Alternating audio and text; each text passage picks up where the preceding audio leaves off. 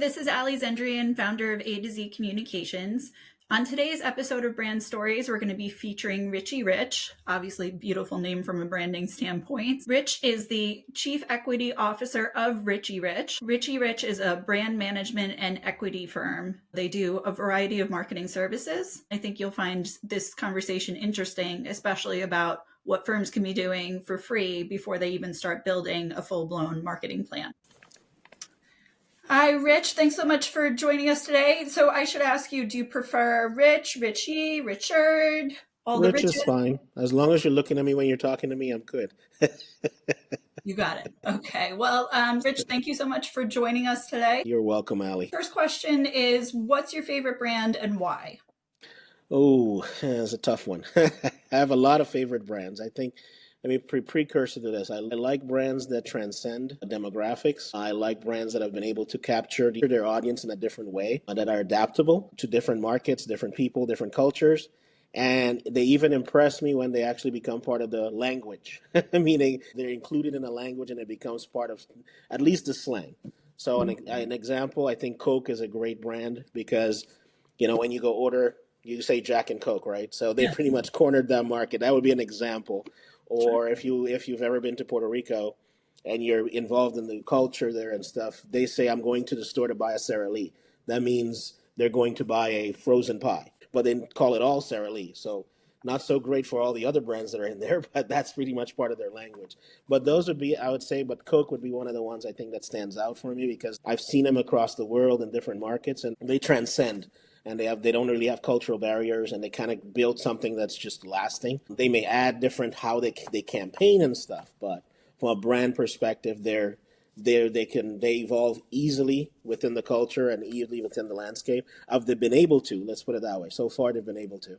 I would say that's one of them that stands out really, really easily in my head. And then also Apple, how they transformed over years.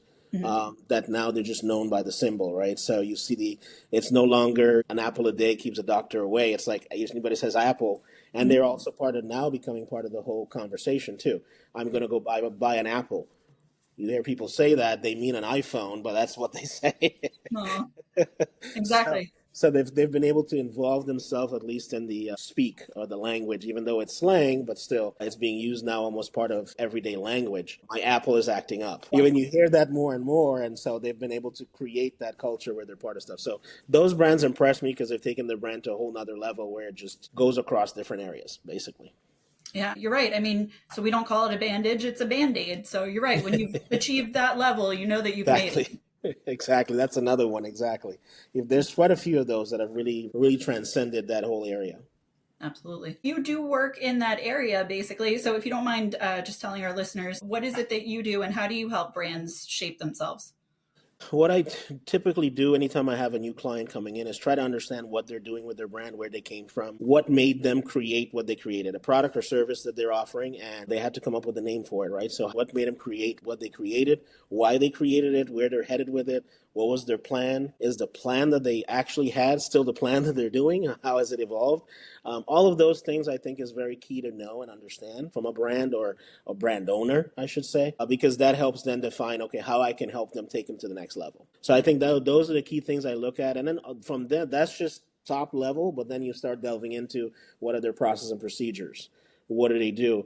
I mean, people think by having a brand is just a pretty color, pretty logo, and you put stuff out there, but it's more than that. It's customer service. It's how you deal when there's a problem. Whatever you have implementations in place, follow up and follow through on stuff that you promise your customers. If you say you're going to be selling certain things, having it available for sale. If you're going to grow by bringing in more customers, which you do through marketing, then it's can you scale to be able to support that? So all those things are important. We feel that it's important as part of building that brand. So that's how we take the approach. We used to be a long time ago just a standard marketing firm. Oh, you need this done, we get it done, and we push it out there. That's great, but we realized really quick that in order to get actual, true return on investment, not to say, oh, look, I spent this money, it went up. I'm showing you that it went up, so here your return on investment is it was up. But if they're not getting the business, then you always end up with somebody saying, well, yeah, I spent all this money, but I'm not seeing the return. Absolutely. But if you take the time to really understand the brand, understand where the customer was headed, what their thought process was, also who their target audience is. Because at times, I don't know how many customers I talk to, and they don't know who their target audience is, or their target audience is much wider spread than they claim it's way bigger. And at the end of the day, you almost are like you're in I guess, a anonymous meeting with them, or you're pulling them in a corner and you're trying to beat them up a little bit just to get them to realize like not everybody out there is your customer. Mm-hmm. You have a great product, you have a great service, you're trying to get it out there, but not everybody wants to buy your stuff. Just because you think it's the greatest thing, not everybody wants to buy your product or service. And I think that is the hardest thing for anybody that's passionate about their brand, Mm-hmm. to sit down and really delve into that, because sometimes they're thinking, oh, I love it, so why shouldn't everybody else love it? Right.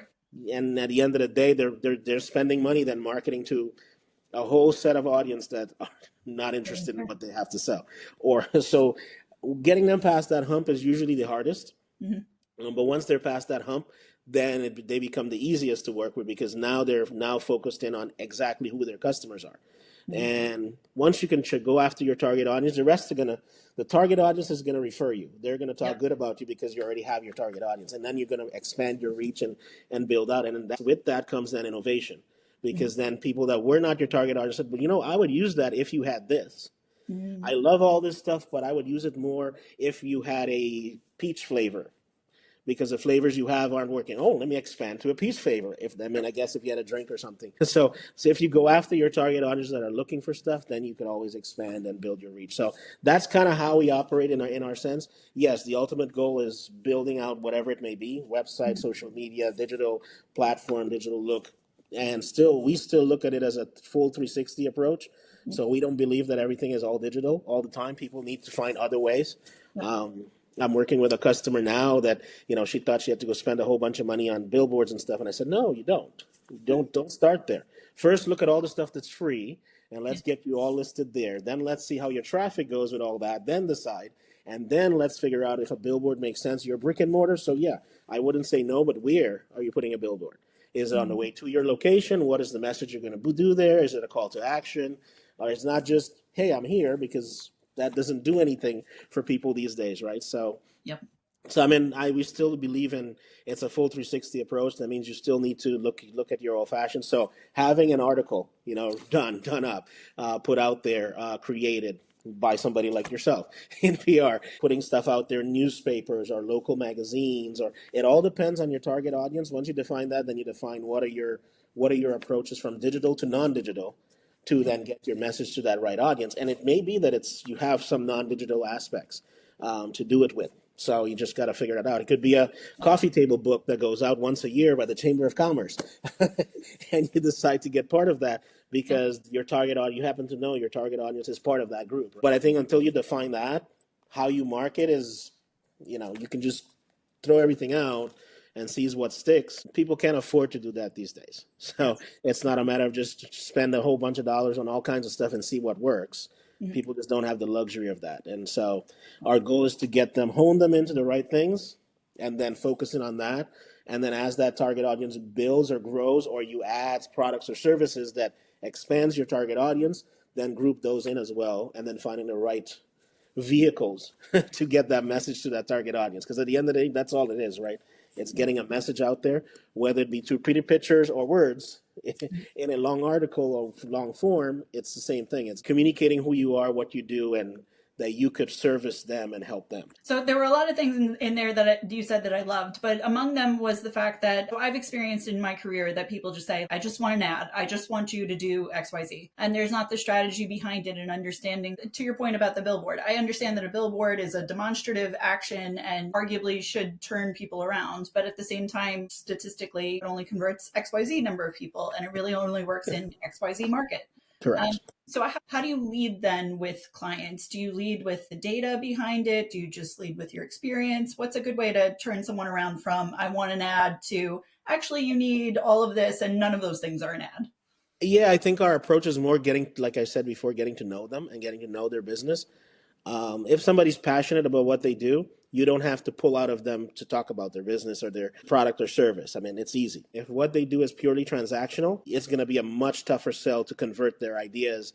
Meaning is they put it in place because they did some research and they figured out that was an area that was that was a low-hanging fruit or was an availability, and they can make some money at it. So they put this business together to make some money at it, and they're making money. Those people are much harder because those never want to spend money on their brand Yeah.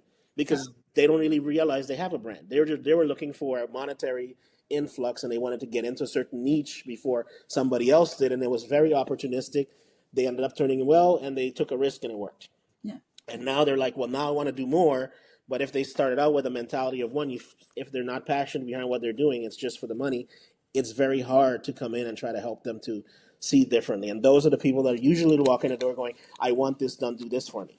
So you have a decision to make. Okay, you gave me all the facts, I can get it done. Here's your charge, and it's a one timer. But it all depends on their attitude from our perspective. If they're come in and they have the right attitude, but they're very focused on transactional, then we'll create the transaction and fine, we'll move forward and give them the best ad they want and go from there. But typically we try to sit down and understand the customer and walk them through. So they may come in with an idea, but if they're very passionate, like the customer we just come on board, she came in with I want to spend money on Facebook ads and Google ads and blah blah blah blah. And I said, well, what is your budget and why would you want it? Because everybody says that's what needs to be done. And so we started talking. I said, well, how much are you spending on? I said, oh, I don't know, a couple grand. I think it's probably what everybody's saying I need to spend, but I don't know how all that works. And I'm like, well, a couple grand and stuff. I said, okay, so let's back up. So where all are you listed? What do you have?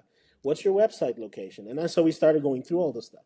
And as I researched and started walking through it, I said, you need to regroup a little bit. Yeah. And I said, you're not even listed in all the free stuff. So on all of the free local ad books and all that stuff, you're not there. You're not in the local yellow pages. You're not. Yeah, but people. I said no. It's people search different ways. You've got tons of different personalities searching in different ways. And yeah, maybe the volume of traffic goes through Yahoo and Google because everybody hears Yahoo and Google. But you still have some people that are going to go search the local yellow pages because they want to use somebody local. There still have some people that are going to go on Yelp and search. Yeah, maybe it's not a high volume, but they're still going to search. So wouldn't you want to be present? It's free. So why don't you get present in those? And then let's start seeing where your traffic is coming from.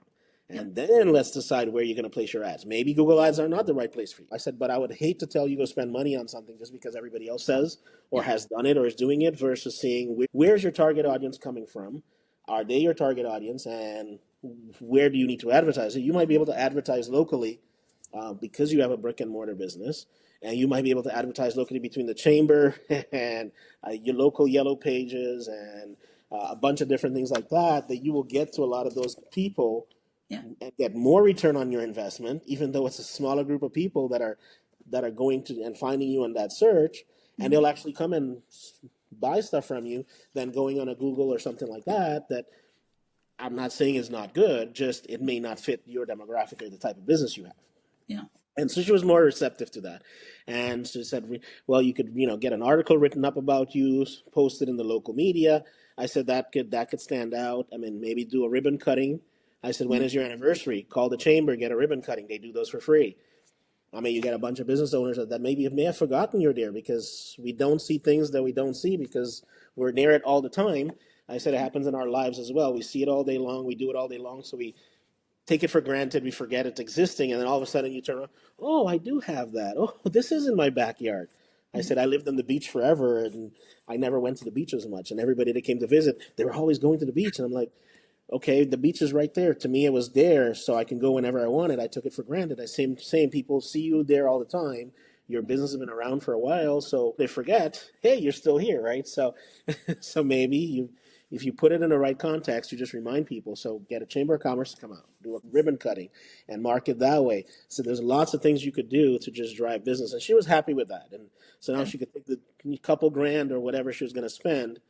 We will rework that into a different plan and build in return on investment that then she can reinvest. She can still do Google ads in the future. And maybe through our research, we do a Google ads or we do Yahoo, but I think she needs a data first before spending the money. And that's how we handle all of our customers. Just think it through and try to figure out what is the best approach for the dollars, the best return on investment, and the best way to hit the right target audience. And then from there, everything else is easy. How your logo looks, how pretty it is, what colors you use, how you make it enticing, how frequently you want to be on social media. And I told her she needs a social media manager. Don't do it herself. Yeah. It's easier to pay 500 or $600 a month and have somebody just manage that and put the stuff out, and you get 12, 15, 30 posts within their package. Let them manage that, and you focus on what you do best, run your business. Then figure out what post you're going to put up. You approve the posts, but let them handle it. We're Yeah. going to build out a plan, but that's just one example of walking you through what we do for customers. First, understanding, talking to them, listening to where they're at, what they're trying to accomplish, and getting the right solution that fits them. It's not a one size fits all. So it's Exactly. not a somebody comes in, oh yeah, Google Ads, let's do it. I mean, there's a lot of companies that do that out there. If the customer comes in and already tells you what they want, oh yeah, let's just do what they want. We make money, we collect it, and send them on their way. We typically don't do that, Yeah. which I don't know if that's a positive or negative thing, but mostly our customers are with us for a while, so I'm guessing it's a positive thing. No, exactly. And I agree. I think that there's so much behind that integrity of saying, obviously I could take whatever it is that you're offering me and, Yeah, support my family and whatnot. But I could also just be honest with you and say, you know what, you should do all these other things and it's much cheaper. So yeah, to that end, I feel like the issue sometimes with marketing and PR is that people assume that you need to have this just enormous budget to be able to spend on yeah. it because otherwise what's the point? So how would you debunk that myth? I think that first they need a plan. And that's where I think a company like me would come in and help them build a plan. And most people aren't going to build that plan on their own. Just they're not great at business plans, they're not great at marketing plans. And those kind of both go hand in hand as much as people want to separate them. So you have to take a business plan and then you do a marketing plan that fits that business plan and how you're going to get there. Or you want to do certain things, your marketing plan has to fit. You can't be, and I use this a lot from an analogy so people can think about it. You can't go out there and market to sell 1,000 widgets a week if you can only produce 300. You're shooting yourself in the foot before you even started, because now customer service is not going to be great because I don't have any right now. Yeah, right. That doesn't go over I will well. ship it to you in 3 weeks and not in 2 days or 4 days. I'm backlogged. I mean, none of those things are great conversations to have. Now, if you're planning on 1,000 and you can do 1,000, but you end up selling 2,000 and 3,000, okay, now you send out a message ahead of time and you plan for it, and that happens. I get that. But so that's kind of how I look at it is they need to figure out a plan and have a plan, even if it's minimal. And a plan doesn't mean it needs to be 200 pages long. It just needs to be, they need to have a plan on where they want to head with stuff, what they're trying to do from a business perspective, and how they want to grow, and then work that back into a marketing plan. Where are we going to go to get that? And what are the simple bases? Because to me, it's not just about marketing, but it's data driven marketing. So you need data to figure out the right approach or where you're going to take stuff. So the first steps are get everywhere that's free. And we could do that and help them do that. Make sure all your stuff is consistent. Our brains work better than computers, and we see the smaller things, and then depends on the person on the other end. The smaller things stand out. So if your color is different on something, we may not think it's a big deal as the person that you were setting stuff out, but somebody's seeing it on the other end. I mean, I know I see things because I'm in the industry. Use the same font, be consistent, have a brand sheet that tells you, here's my colors, here's my font size, here's my stuff, and stick to it. Once you have that, then people see you and identify you as who you are. Then it's easy for you to then create a message and send out a message and be consistent in your message because now they're focused on the message. So build a plan out from that perspective. A standard brand sheet, then get everything that's free and make sure you're listed everywhere that's there. Track the data that's coming from those locations by either putting a code that they need to use if they saw you in a specific place. So if it's automatically your system won't track it, then you can say put codes in when you place orders or whatever so you know where they came from. So you can create stuff if it's not there. But in today's environment, everything is linked, especially when it's digital. Yep. So you mainly want to track the stuff that's non-digital. So if they saw, if you're going to do traditional marketing, billboards or ads and papers and stuff, you always want to do a code so they can reference that code when they come in, even if it means you give a discount, 1%, 2%. I don't care, $5, $1 off. I mean, it's just really more significant for them to remember to bring the code, Yep. so they get something and you're rewarding them for that. But it's also for you to have data analytics. Now you know I should do more of this, less of this, and you can make decisions going forward. But you start small and you slowly test the waters. Once you define a target audience, you test the waters with those target audience, and then you bring people in and you grow it and grow it and grow it and you expand. And so that's how our approach is. But it's all starts with a plan and not just, oh, let's just throw stuff out and see if it sticks, because you're going to spend a lot of money and it's going to go fast. And then you're like, well, I'm out of money, but I don't have the results of my marketing campaign yet. Right. So you try to do it in a way where they can start seeing results without having to spend a fortune, and then you build upon those results and grow it. And So you alluded to the fact that you've been in the industry for a while now. How have you seen things change from when you first got started to now? well, I guess in a sense, people were always in the do-it-yourself mindset, but I see there's a lot more of that out there, which I don't think is a bad idea. But like before, websites was a big thing, and people had businesses surrounding websites. Nowadays, unless you're in a niche market and people know you, people can go on, buy a domain, and build a website. Okay, it's not the greatest, but they could build a website that's decent for practically free and get stuff up. So the days of going out there marketing a website or marketing, we do websites or even we do social media. I mean, there's apps out there. You can create a makeshift ad, pop it in a scheduler and schedule it out there. So I mean, those kinds of things is not where you're trying to build your business on, because those things can happen on automatic. And now with AI, even more so. I mean, they can go in and do a lot of DIY. So I guess what that is, I think, has changed the industry a lot, but it all depends on the approach. AI doesn't give you a emotional discussion about your brand. AI spits out what you put in. So crap in, crap out. Yeah. So if you come in with a mindset like the transactional customer we talked about earlier, you come in with a transactional approach and your mindset, and put in all this data from a transactional approach. You have to put in that emotion into what you're asking AI for you to get a result out. And I think it's a good thing that those things are in place, because I think it will help people realize, okay, if I'm small to a certain extent, it will work. When I get to a certain stage, I do need a better plan, Yeah. and I do need a better format of how I'm going to go to market. And that's then they're going to turn back to companies like myself and others that can help them through a plan and create an approach that makes sense for what they're trying to accomplish. And they can focus on what they do best, their product or service, right? They have to spend money. They have, and if they do a good job on their business plan, they have a budget. So, and usually if they're going to succeed, they got to live within their budget. So, so you can't force them to be outside of their budget if it's not in their plan. So it's a matter of trying to work with them where they're at and grow properly. So a lot of times the DIY, I think, is the biggest thing I've seen over the years that has changed. There's more tools out there to make it easier for people to do it yourself. The DIYers have increased, but the good news is when somebody is ready, they're ready for somebody to do it for them, and they realize the benefit. So I think it has more qualified people out there looking, which makes it easier for people like us to find those qualified people and do business with them, versus us sifting through 1,000 people to find 10 or 15 good ones. We're sifting through 500 people or 100 people to find 10 or 15 good ones. So I think it increases the return of investment of how much we're doing to find those right people. At least that's what I've seen. As a last question, for anybody who's listening to this and says, I really want to get my brand into a place where it belongs, what would be some advice that you would give to them? I would tell them to first see how look at their business, see where they're at, analyze it from I would say an outside looking in approach, and saying the customers they're getting and coming through are the type of customers they want, and do they feel like their brand is effectively reaching the target audience or achieving the goals that they had set out for themselves for their brand, right?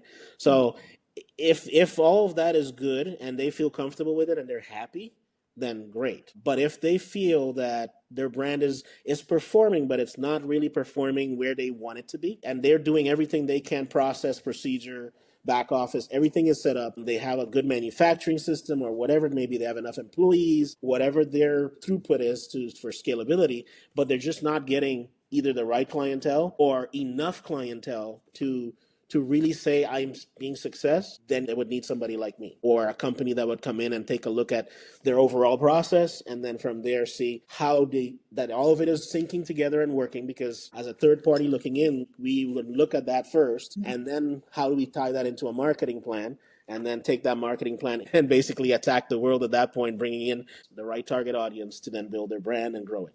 So we don't pay, what is it now, $8, I think, in my area for Starbucks, because it's it's good coffee, don't get me wrong, and it's great coffee, I get it, but it's everything revolved around it. You get a nice cup, and the cup has a nice emblem on it. You get greeted when you come in. They put your name on, they call your name when your order is ready. I mean, it's a full gamut of stuff. They have food. It's not a sit-down restaurant, but they give you enough to have a nice, easy breakfast or a quick bite, or they think about healthy versus not. They have a little bit of everything, more mainly healthy.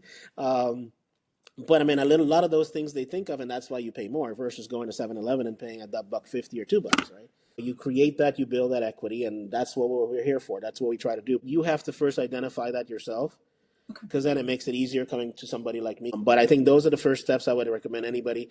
Is the brand doing for you what you need it to do?